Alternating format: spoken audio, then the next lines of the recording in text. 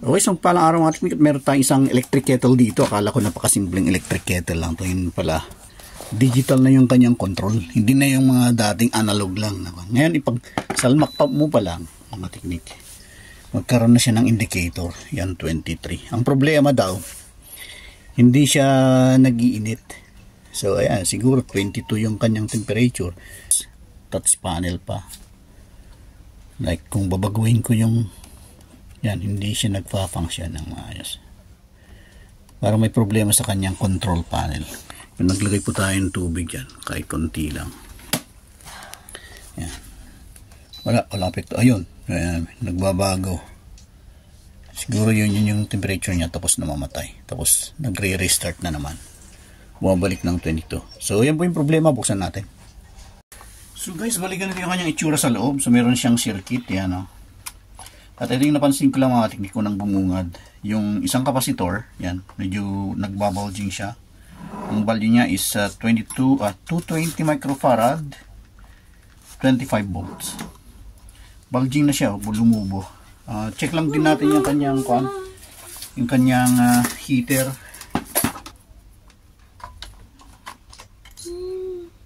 Yun, buo pa yung heater, 27 ohms.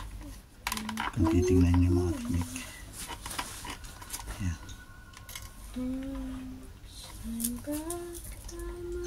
Yan.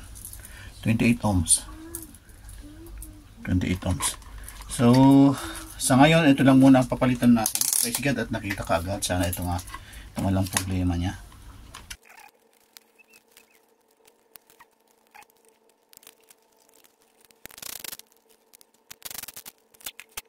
Lumubo siya. Tapos tingnan na rin natin dito sa kanyang circuit kung may mga cold solder. So far okay naman. So ito lang muna ang tatanggalin natin mga teknik. Papansin-pansin mga teknik kung obserbahan natin yung response ng kanyang control response. Hindi sapat yung power na mag-drive sa kanya, kaya ganun na lang yung response niya.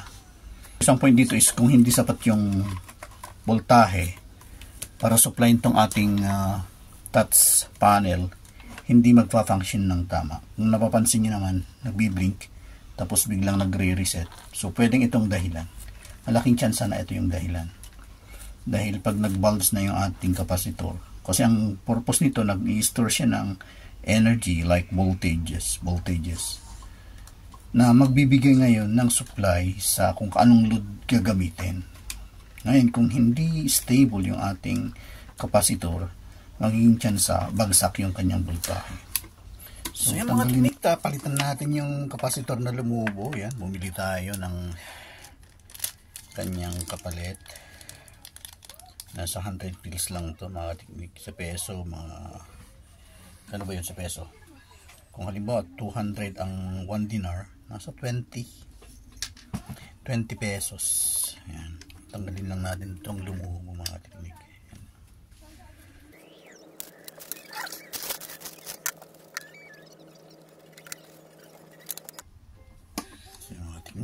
Ang negative niya dito sa side ng labas. Negative. Kunting sundot-sundot lang mga teknik. Yo.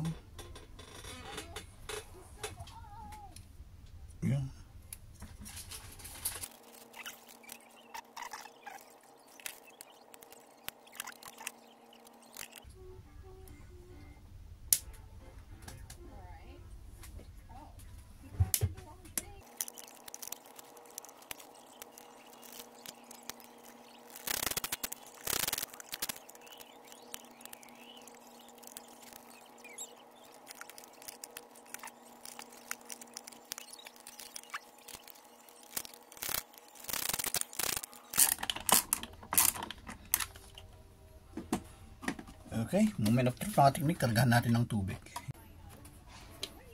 So mga teknik, kinargahan natin ng tubig.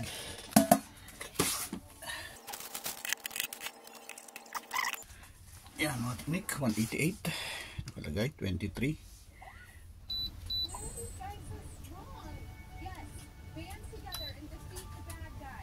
Ayun. Nakaselect siya sa kape. Ayun!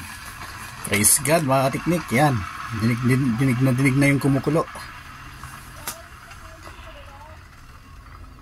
Yan, hintayin lang natin. Yan. Temperature pala ng tubig yan. Ayan, oh. Ayan, so okay na siya. Praise God at glory to God. So, yun lang palang problema niya. So, yun pala, temperature ng tubig, yung unang magre-register. Ayan, oh, umuusok na siya.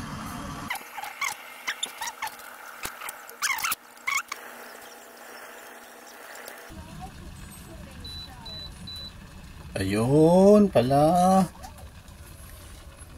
Ya, bro, kape tayo.